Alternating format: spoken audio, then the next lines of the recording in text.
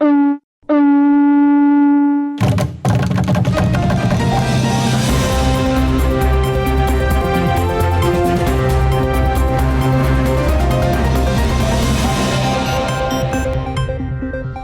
up in tonight's bulletin, the people of Makira Ulawa province in Honiara marked the province's 42nd second appointed day yesterday.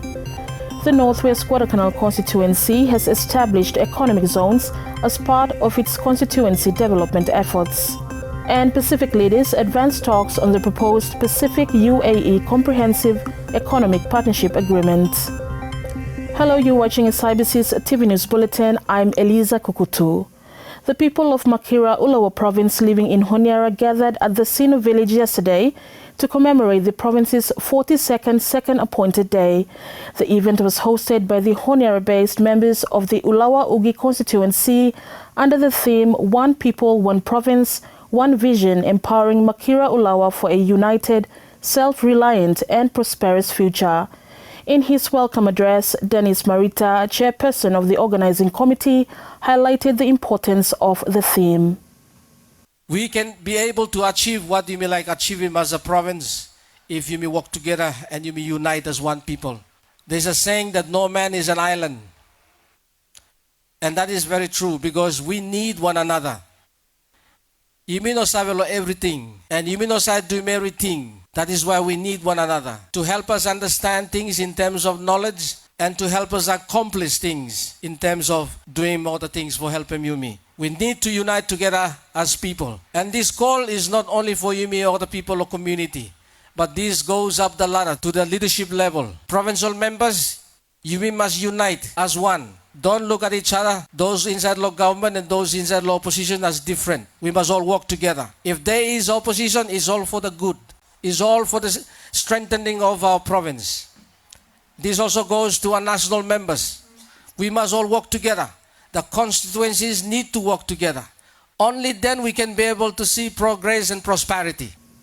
Meanwhile, Member of Provincial Assembly for Rawa Ward, MacDonald Mono, emphasized the significant contributions made by the province in the country.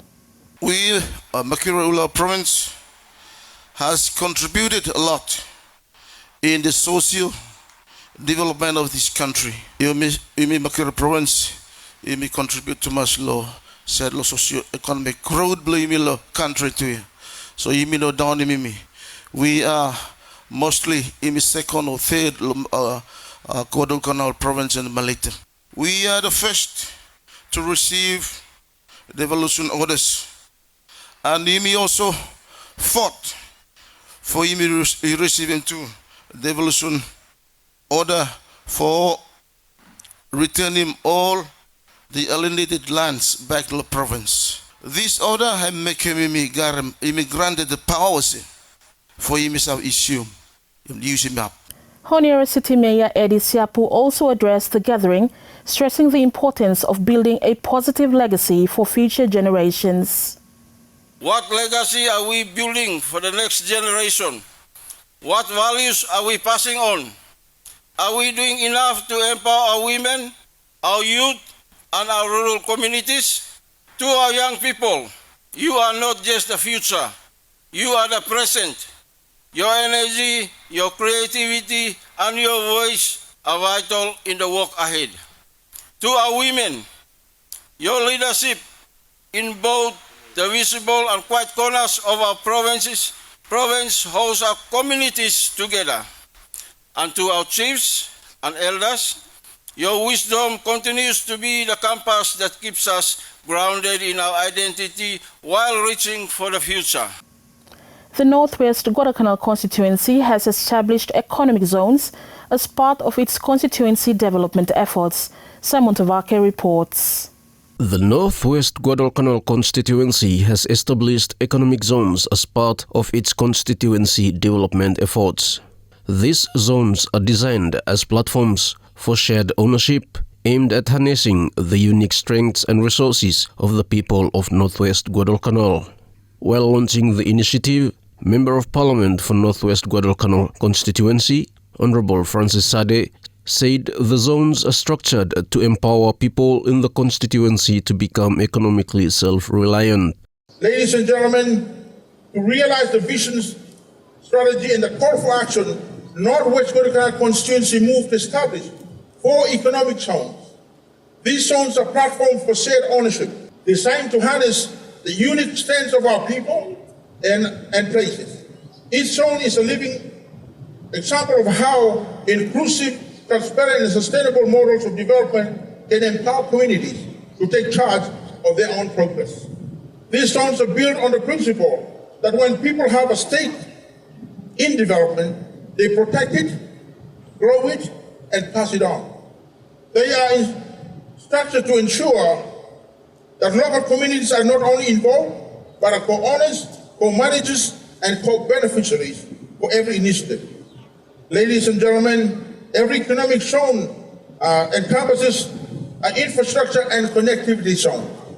These zones lay the physical foundation for prosperity.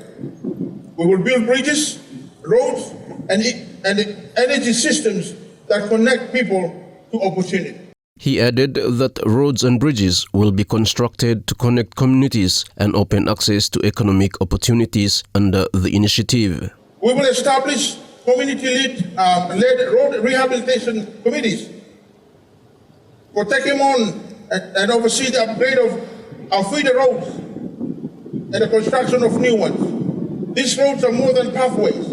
They are lifelines that connect farmers to markets, children to schools, and families to health services. We will establish mini-grid cooperatives to manage and maintain renewable energy systems that power clinics, schools, community centers. By reducing our reliance on diesel and lowering energy costs, we're not only improving service, we are building energy independent and climate resilient. This zone demonstrated infrastructure is not just about construction, it's about connection, empowerment, and sustainability. Simon Tavake, SIBC TV. Now, with steady growth in business activities across the province, Guadalcanal has seen a boost in its local revenue. Speaking at the province's second appointed day, Premier Willie Attu revealed that the province recorded a surplus of $2.8 million for the 2024 fiscal year. He said a review is currently underway on the Provincial Financial Management Ordinance of 2018 to strengthen oversight over new investments. As you have known, we also undergone some financial reforms and investments. Our local revenue has steadily increased, driven by growth in business activities around Lunga, Alligator, Henderson areas, and the revised Revenue Acts in 2023. For the fiscal year ending March 30, 2025, Guadalcanal Province recorded a surplus of $2.8 million, with $1 million invested in central bank bond that will yield $40,000 annually, and this will begin in 2 years. Further, we're past a historic $67.3 million budget this fiscal year, the highest since 1984 when Guadalcanal became a province. I commend our Finance Minister, Honorable John Stewart, for his leadership in strengthening the fiscal discipline and the Finance and the Treasury Division and the staff that work hard in this area as well. Additionally, we are also reviewing the Provincial Financial Management Ordinance 2018 to ensure prudent oversight of the new investments, including through the Guadalcanal Investment Corporation Limited, or GICL, what people finished last time, or they call him GDA. This time, name him change, Guadalcanal Investment Company Limited. The Premier also acknowledged investors and business owners in Guadalcanal Province, describing them as the backbone of the province's revenue system.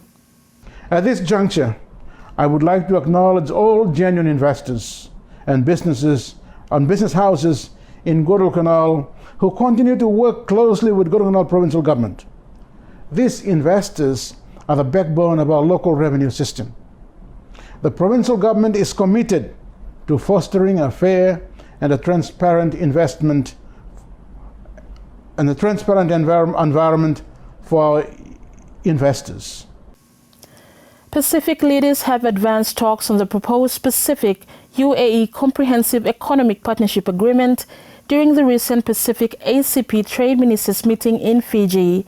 Chair of the meeting, Tonga's Minister for Trade, Honorable Kapelieli Lunamata, stated that the strategic initiative aims to diversify market access, expand trade relationships, and build new commercial alliances.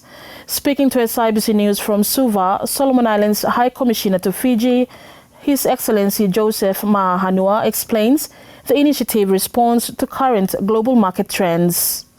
This initiative has come about in light of the current trends along international trade map, where you may look in some step away from the multilateral framework where you may garam through WTO and start for doing the unilateral actions where affecting other member countries.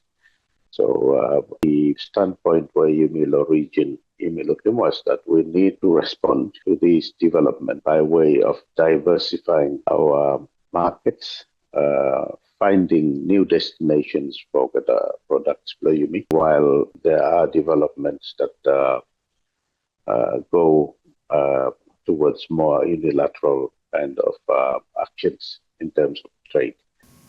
Pacific leaders agreed to continue advocating for unilateral agreements that will ensure sustainable economic development in the future.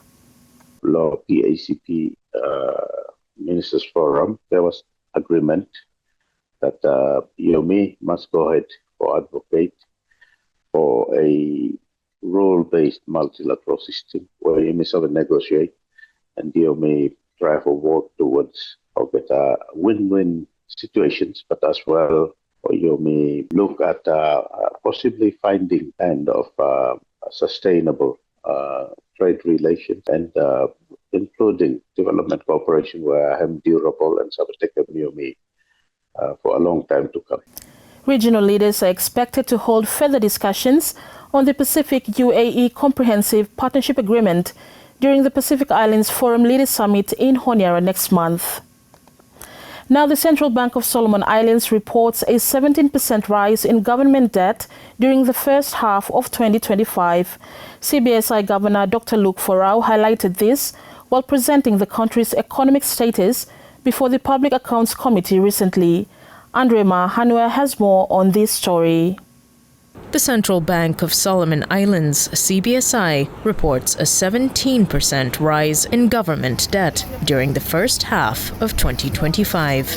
This was revealed by Governor Dr. Luke Forau in a recent presentation to the Public Accounts Committee. In terms of debt, the total debt rose 17% in the first half of the year, reaching $3.7 billion. And this is equivalent to 31% of GDP. This has risen quite significantly from December last year, from 22% to 31%. And I think the threshold is 35%, so we will be reaching 35% very soon. According to the Central Bank's monthly economic bulletin for the month of June, the increase is attributed to the rise of external debt. The country's external debt grew by 19%, reaching $2.56 billion Solomon dollars due to new disbursements from the Asian Development Bank, World Bank, and Exim Korea. Meanwhile, domestic debt has lowered by 1% to approximately $1.19 billion due to debt repayments. Andrea Mahanwa for SIBC TV. And that's news. Follow us on sibconline.com.sb and our SIBC News Facebook page for more of our latest stories. Thanks for watching.